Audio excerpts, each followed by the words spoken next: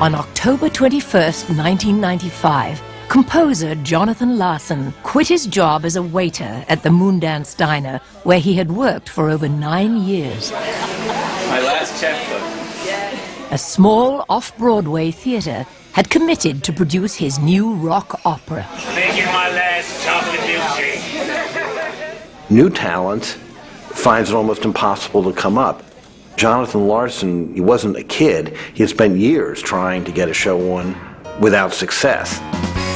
So it's very hard for the next generations or Kander Nebbs or Bach and Harnick's to come along. Larson had grown up just outside the city and loved Broadway.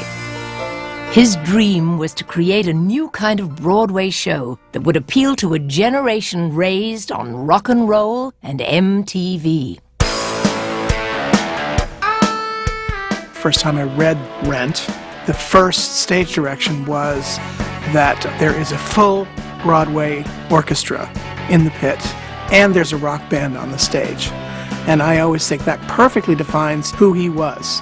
He was someone who was as much wanting to be a part of a musical theater tradition as he wanted to blow it up and change it and reinvent it. We were really developing Rent for the East Village. It's a modern reimagining of La Boheme in the East Village. There was a wonderful marriage between contemporary music and storytelling, the likes of which the musical theater hadn't seen for a while, or the opera hadn't seen for a while.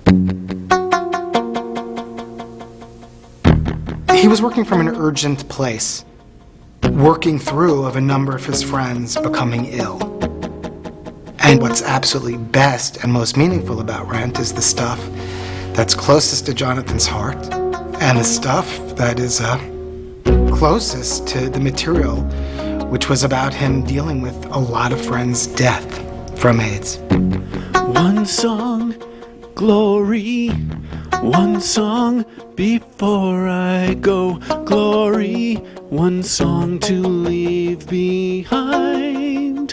Find one song, one last refrain, glory from the pretty boy front man who wasted opportunity. One song, he had the world at his feet, glory in the eyes of a young girl. During the exhausting technical rehearsals for Rent, Jonathan Larson was admitted to the hospital twice with flu-like symptoms.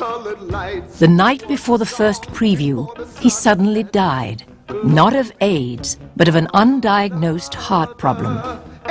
He was 35 years old. Time flies,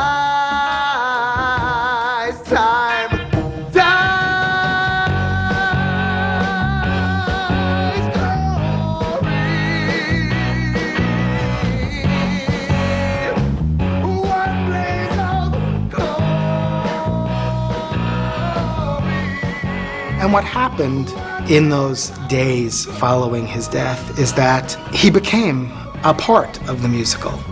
And of course, those issues in the musical about loss pound in our ears and beat in our chests. And we all sort of took a lesson from the musical about how to move forward and how to take care of ourselves.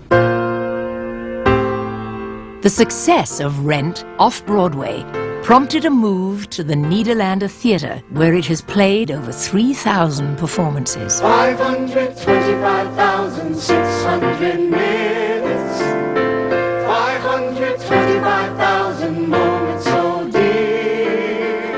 Rent feels like a celebration, but it's actually about surviving great loss and great devastation. And I really love the sentiment of being able to measure our time here and our success here by how much love we put out and how much love comes back to us.